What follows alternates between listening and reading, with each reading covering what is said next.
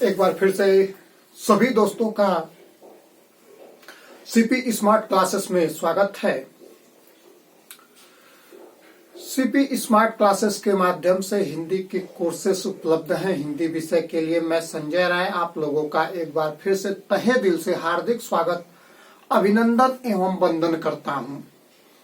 दोस्तों, जैसा कि पता है, हिंदी विषय का मैं प्रतिनिधित्व कर रहा हूं और हिंदी विषय के डेमो क्लासेस आप लोगों को सीपी स्मार्ट क्लासेस के यूट्यूब चैनल पर मिल जाएंगे। और अगर आप लोगों को क्लासेस अच्छे लगे तो सीपी स्मार्ट क्लासेस के ऐप डाउनलोड करें और वहां से आप लोगों को हर प्रकार के कोर्सेस उपलब्ध हो जाएंगे। चलिए दोस्तों, जैसा कि पता है कि हिंदी साहित्य के अंतर्गत हम लोग पिछले वीडियो में जो हम लोग पढ़ रहे थे वो था हिंदी साहित्य के इतिहास का काल विभाजन। हिंदी साहित्य के इतिहास के काल विभाजन में मैंने मिश्र बंधुओं के विषय में और आचार्य रामचंद्र शुक्ल के काल विभाजन के बारे में आप लोगों को बताया था। एक और इतिहासज्ञ महत्वपूर्ण है जिन्होंने काल विभाजन के क्रम में अपना एक महत्वपूर्ण योगदान दिया, जिनका नाम है डॉक्टर रामकुमार वर्मा। रामकुमार वर्मा का काल विभाजन अगर हम लोग देखें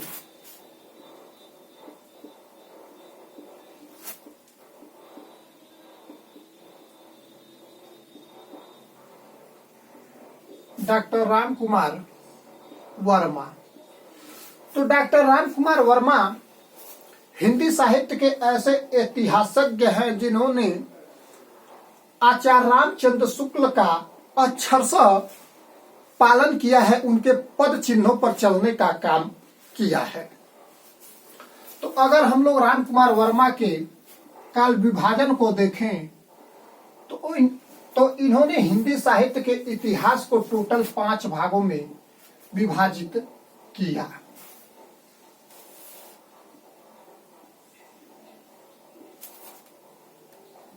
टोटल इन्होंने 5 भागों में डिवाइड किया।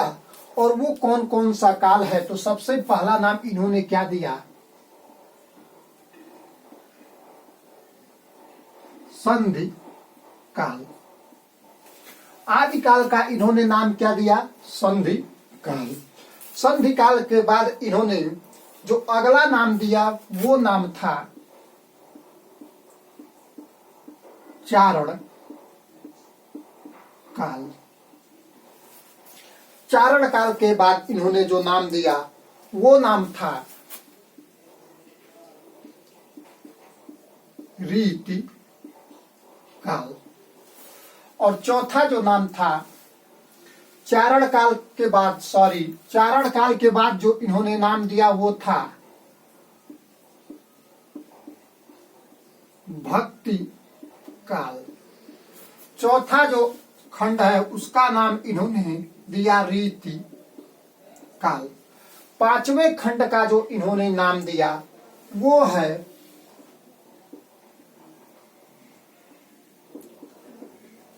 आधुनिक काल। संधि काल की बात करें अगर हम लोग, तो संधि काल का इन्होंने समय क्या निर्धारित किया, तो इन्होंने जो संधि काल का समय निर्धारित किया वो इन्होंने संवत 750 से 1000 तक माना। संवत 750 से संवत 1000 ईस्वी तक इन्होंने संधि काल का समय निर्धारित किया। चारण काल की बात करें हम लोग, तो चारण काल का समय इन्होंने संवत 1000 से 1375 संवत तक इन्होंने चारण काल का समय निर्धारित किया। भक्ति काल की बात करें तो भक्ति काल का इन्होंने जो निर्धारण किया वो संवत 1375 से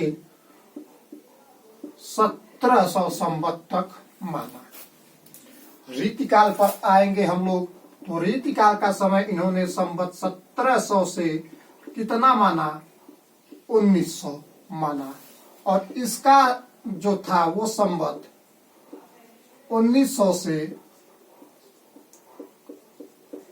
आगे। अब आप लोग देखेंगे तो थोड़ा सा परिवर्तन इन्होंने समय में और नाम में इन दोनों में किया। बाकी यह तीनों जो देखेंगे आप लोग, आचार्य रामचंद्र शुक्ल का इन्होंने सीधे सीधे लिखने का या समय उतारने का काम किया, उनके पद चिन्हों पर काम करने चलने का काम किया। क्योंकि जो नाम और जो समय भक्ति काल का शुक्ल जी ने दिया है, जो रीति काल का दिया है, जो आधुनिक काल का दिया है, वही सीधे सीधे लिखने का कार्य किसने किया? तो डॉक्टर रामकुमार वर्मा जी ने किया। तो ये था डॉक्टर रामकुमार वर्मा का काल विभाजन। काल विभाजन और नामकरण हम लोग पढ़ रहे थे। चूंकि इस युग में दो काल ऐसे हैं कि जिनके नाम पर अत्यधिक विवाद हुआ। जी हाँ दोस्तों, दो काल ऐसे थे जिनके नाम पर अत्यधिक विवाद हुआ, और वो दो काल कौन से हैं? तो वो दो काल हैं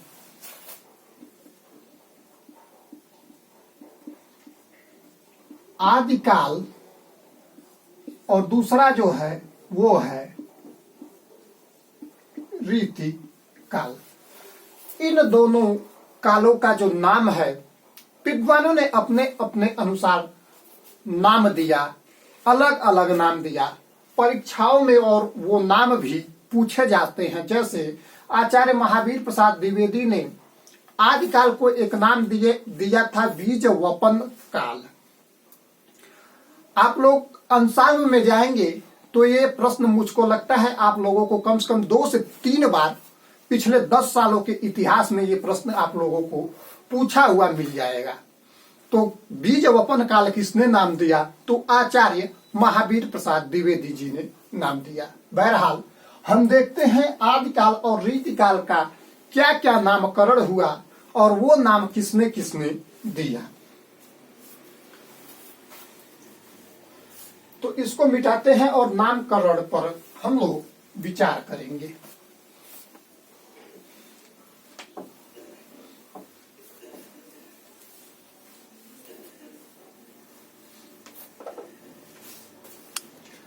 सबसे पहले नाम देंगे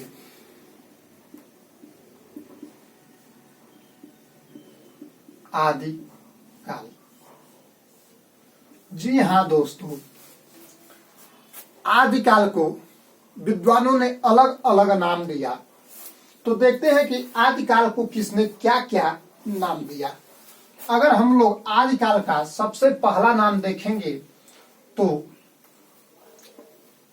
देने वाले कौन थे? मिश्र बंधु। मिश्र बंधु ने नाम क्या दिया? तो मिश्र बंधु ने नाम दिया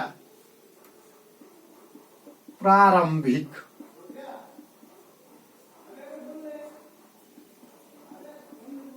क्या नाम दिया? प्रारंभिक काल। मिश्र बंधु ने आदिकाल को क्या नाम दिया? प्रारंभिक काल। दूसरी बात करें तो वो देने वाले कौन से? तो वो थे ग्रियर्सन महोदय। ग्रियर्सन महोदय ने आदिकाल को किस नाम से पुकारा? तो ग्रियर्सन महोदय ने आदिकाल को नाम दिया चारण काल। आइए नंबर पॉइंट फर्स्ट नंबरिंग करते चलते हैं। तीसरे नाम पर अगर हम लोग विचार करें कि तीसरा नाम क्या दिया, तो तीसरा नाम देने वाले थे आचार्य द्विवेदी। जब भी मैं आचार्य द्विवेदी कहूं तो उसका मतलब है आचार्य महावीर प्रसाद द्विवेदी। इन्होंने क्या नाम दिया? तो इन्होंने नाम दिया बीज वपन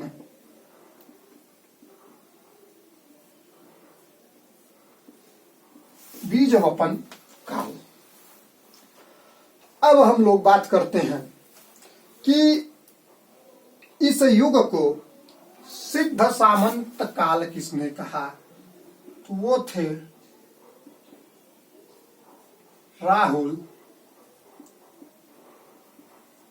सांकृत्यायन।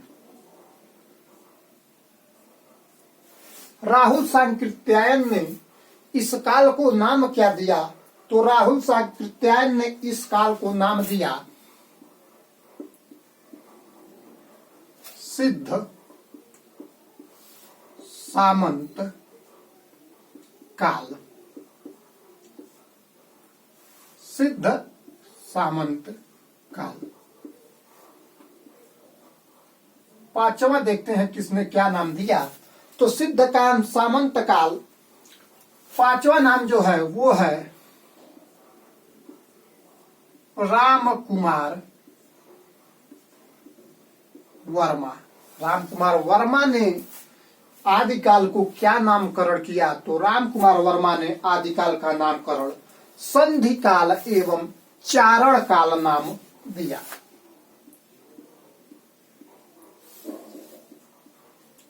संधि एवं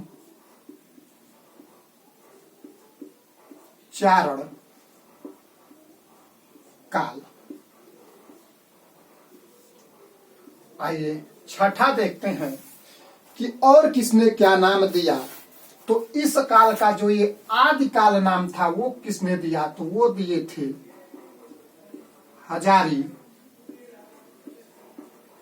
प्रसाद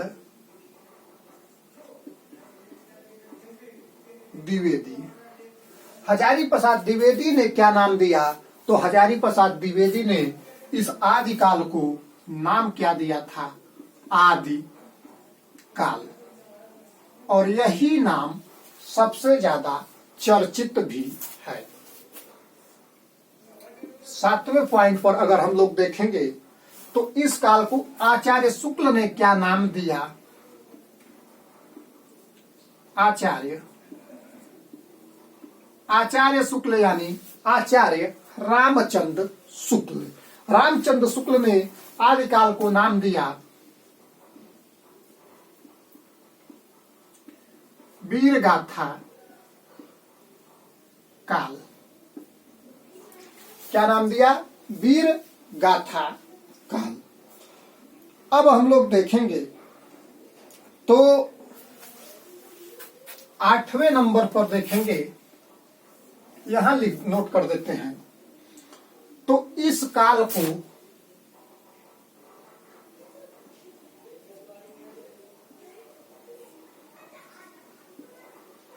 सुमन राजे ने क्या नाम दिया? तो उन्होंने दिया आधार काल। तो ये था आदिकाल के नामकरण। सभी विद्वानों ने अपने अपने अनुसार आदिकाल का नामकरण किया। सबसे ज्यादा विवाद आदिकाल के ही नामकरण में था। उसके बाद हम लोग रीतिकाल को देखेंगे। सबसे ज्यादा विवाद रीतिकाल में फिर आएगा। भक्ति काल और आधुनिक काल को सर्वमान्य रूप से मान्यता मिली। सभी लोगों ने भक्ति काल को भक्ति काल मान लिया और आधुनिक काल को आधुनिक काल नाम दे दिया। इन दो कालों में आपको कोई विवाद नजर नहीं आएगा, लेकिन यहाँ विद्वानों ने आदिकाल का अलग अलग नामकरण किया। तो ये आप नोट कर सकते हैं, स्क्रीनशॉट ले सकते हैं। इसके पहले हम लोग अब अगले भाग पर जाएंगे। तो वो कौन सा काल आएगा? तो वो आएगा रीति काल।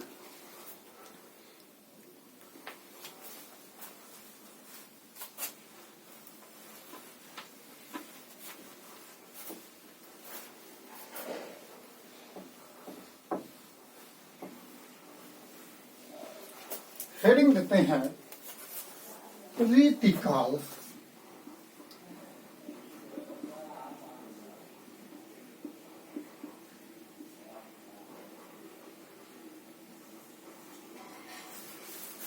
रीतिकाल के नामकरण की हम लोग बात करें तो सबसे पहले नंबर पॉइंट फर्स्ट पर आएंगे कौन? ग्रियर्सन महोदय। ग्रियर्सन महोदय ने रीतिकाल को क्या नाम दिया? तो रीतिकाल को इन्होंने जो नाम दिया वो है रीति काव्य।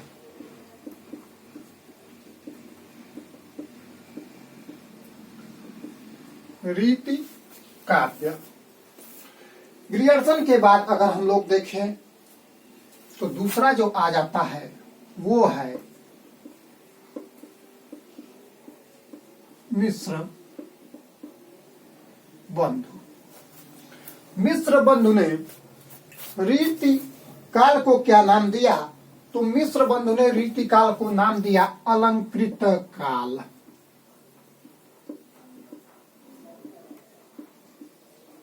चूंकि इस काल में अलंकारों का बहुतायत प्रयोग देखने को मिला, इसलिए इन्होंने इस काल का नाम क्या रख दिया? अलंकृत काल।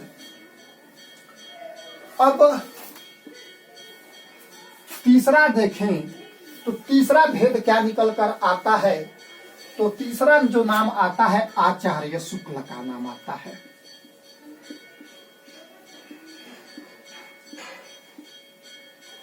आचार्य शुक्ल ने क्या नाम दिया? तो आचार्य शुक्ल ने नाम दिया रीति काल। अब बात करें हम लोग चौथे नंबर पर कौन आते हैं? तो चौथे नंबर पर आते हैं विश्वनाथ प्रसाद मिश्र। विश्वनाथ प्रसाद मिश्र। विश्वनाथ प्रसाद मिश्र ने रीतिकाल को क्या नाम दिया? तो विश्वनाथ प्रसाद मिश्र ने रीतिकाल को नाम दिया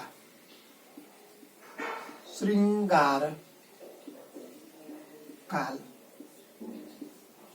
अंशाल्व में देखेंगे तो इस श्रृंगार काल का नामकरण किसने किया? ये भी प्रश्न कई बार बना है। टीजीटी, पीजीटी, नेट, जेआरएफ से लेकर हर प्रतियोगी परीक्षाओं में इस नामकरण के बारे में जरूर पूछ लिया जाता है।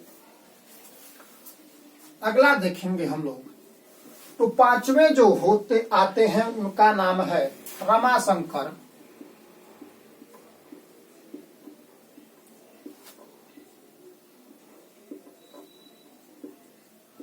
रमाशंकर शुक्ल इनका नाम है और इन्हें उपाधि किसकी मिली थी? रसाल की। रमाशंकर शुक्ल रसाल ने रीतिकाल को क्या नाम दिया? तो रमाशंकर शुक्ल रसाल ने रीतिकाल को नाम दिया कला काल। तो ये थे 5 लोग जिन्होंने रीतिकाल का अलग अलग से नामकरण किया। तो हिंदी साहित्य इतिहास लेखन की परंपरा, हिंदी साहित्य इतिहास का काल विभाजन और हिंदी साहित्य इतिहास का नामकरण, 3 चीजों को हम लोग पढ़ चुके हैं। अगले सेशन में हम लोग हिंदी साहित्य के विकास में योगदान देने वाले पत्र पत्रिका संस्था और संस्थाओं के बारे में हम लोग पढ़ेंगे। उसके पहले हम सूचना दे देते हैं कि टीजीटी पीजीटी से संबंधित, हिंदी विषय से संबंधित कोर्स ज्वाइन करने के लिए आप लोग इस नंबर पर जरूर संपर्क करें, व्हाट्सएप करें टीजीटी पीजीटी हिंदी लिखकर। इसी के साथ मैं आपसे विदा लेना चाहता हूं। बहुत बहुत धन्यवाद।